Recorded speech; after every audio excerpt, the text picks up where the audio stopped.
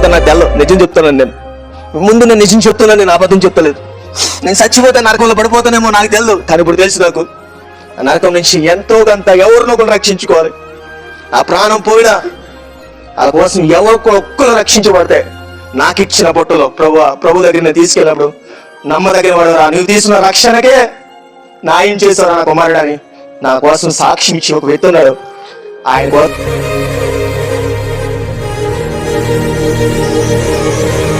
గ్రామంలో ఉన్న ప్రతి ఒక్కరికి కూడా మరి ప్రత్యేకమైన వందనాలు.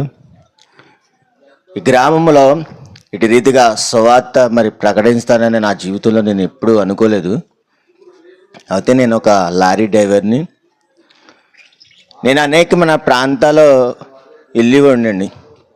నేను 10 సంవత్సరాల వయసులోనే నేను లారీ కేంద్ర కింద మరి నేను లారీకి ఎక్కా.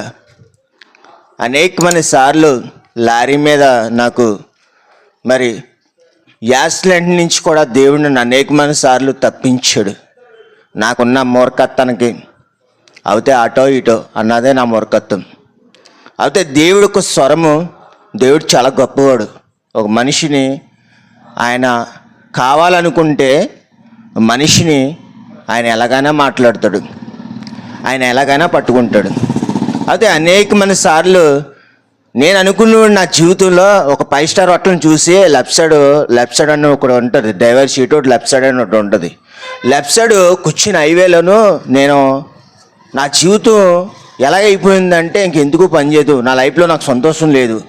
లెఫ్ట్ సైడ్ కూర్చుని 5 స్టార్ హోటల్లో బైపాస్లో ఉంటాయండి. ఆ హోటల్ని చూసుకుని ఎప్పటికైనా ఇలాంటి హోటల్లోకి నేను వెళ్తాను నా జీవితంలో అనుకునేవాడిని నేను. అయితే మా ఊర్లో 2 గొడవలు జరిగినాయి. 2 గొడవల్లో కూడా నా సహోదరుడు, మా గ్రామమే కుర్రోడిది. అయితే మా ఊర్లో 2 గొడవలు జరిగినాయి. ఆ 2 గొడవల్లో కూడా నేను జైలుకి వెళ్ళవలసినోడిని, కానీ దేవుడు నన్ను కాపాడాడు. నేను ఈ లోకమైన వ్యసనాల ద్వారాగా ఎంత దారుణం అంటే, నేను కింగ్ సైజ్ సిగరెట్ కలిసివాడిని. కింగ్ సైజ్ సిగరెట్ అంటే ఆ రోజుల్లో 8 రూపాయల సిగరెట్. నేను టిప్కి 2 సిగరెట్లు కలిసివాడిని. నేను ఆల్మోస్ట్ అన్ని బ్యాండ్లు కలుపుకుని తరిగివ్వండి. నేను నా జీవితం అలాంటిది. నా జీవితం ఎలాంటిదంటే మరీ దారుణం. ఎవరైనా అమ్మాయిల కోసం పచ్చబొట్లు పొడిపించుకుంటారేమో, నేను సిగరెట్లతోటి సిగరెట్ మచ్చలు ఉన్న నా ఒంటి మీద. ఒకవేళ ఎవరికైనా డౌట్ ఉందంటే ఏంటి, ప్రార్థన అయిపోక పక్క వస్తే ఎక్కడెక్కడ ఉన్నాయి సిగరెట్ మచ్చలు నేను చేడుతాను.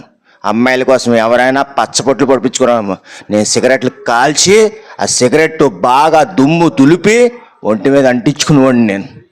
నా జీవితం అంత దారుణం. నా జీవితం ఎంత దారుణం అంటే భయంకరమైన జీవితం నా జీవితం.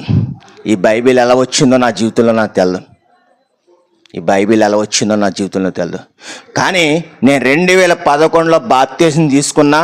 2011లో బాప్తిసం తీసుకున్నా కాంచి నన్ను పరిశుద్ధాత్మ దేవుడు వెనక్కి వస్తే తోసివేయలేదు.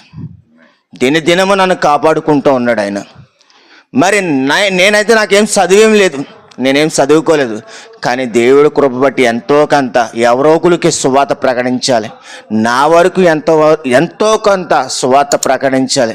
నా జీవితం ఈ భూమి మీద చెల్లిపోయేప్పుడు, నా శరీరం నా ఆత్మ డివైడ్ అయిపోయినప్పుడు, నా దేహం ఈ భూమి మీద పడిపోయినప్పుడు, నా ఆత్మ పరలోక రాజ్యంకి వెళ్ళినప్పుడు ఎంతో కొంత నాలాంటి వాళ్ళు ఎవరో ఒకరు ఉంటారు కదా, అలాంటి వాళ్ళని రక్షించుకోవాలని గ్రామంకి వచ్చింది.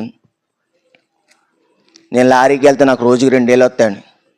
నా భార్య పిల్లలకి ఏం కొరివేమి ఉండదు. కానీ గ్రామంలో ఎవరో ఒక్కలైనా నా సాక్ష్యం ద్వారాగా, నేను పంచిపెట్టిన కరపత్రిక ద్వారాగా, నేను పంచిపెట్టిన ఒక బైబిల్ ద్వారాగా ఏదో రకంగా ఒక్కలానా రక్షించబడతారా అని ఒక ఆశతోటి వచ్చాను ఈ గ్రామంకి. నేను నా కోసం ఏ తల్లిలు అయితే ప్రార్థన చేశారో, ఏ తండ్రులు అయితే ప్రార్థన చేశారో, నేను నిజంగా మాట్లాడుతున్నాను. నేను వాళ్ళకు రుణపడి ఉంటాను. ఎందుకంటే నా జీవితం అంత శాండాలం. నా జీవితం ఎంత శాండాలం అంటే నేను రుణపడి ఉంటాను వాళ్ళకి. నేను చెప్తున్నా, నా జీవితంలో నేను వాళ్ళకు రుణపడి ఉంటాను. నా జీవితం అంత భయంకరమైన జీవితం. నేను చచ్చిపోతే నాకు తెల్లప్పుడు, నేను చచ్చిపోతే నేను ఒకవేళ చచ్చిపోయినా నాకు తెల్లదు, నరకంలో పడిపోతాను. నాకు తెల్లదు, నిజం చెప్తున్నాను నేను. ముందు నేను నిజం చెప్తున్నాను, నేను అబద్ధం చెప్తలేదు. నేను చచ్చిపోతే నరకంలో పడిపోతానేమో నాకు తెల్లదు, కానీ ఇప్పుడు తెలుసు నాకు ఆ నరకం నుంచి ఎంతో కొంత ఎవరినో ఒకరు రక్షించుకోవాలి. ఆ ప్రాణం పోయినా వాళ్ళ కోసం ఒక్కరు రక్షించబడితే నాకిచ్చిన బొట్టులో ప్రభు దగ్గర నేను తీసుకెళ్ళినప్పుడు నమ్మదగిన వాడవరా, నువ్వు తీసుకున్న రక్షణకే న్యాయం చేసావురా నా కుమారుడని నా కోసం సాక్ష్యం ఇచ్చి ఒక వ్యక్తి ఉన్నాడు. ఆయన కోసం నేను తప్పింతున్నా. కానీ ప్రార్థన చాలా గొప్పది. మన బిడ్డల కోసం ప్రార్థన చేయాలి. దేవుడు నోటి ద్వారాగానే సమస్తాన్ని సృష్టించిన దేవుడు.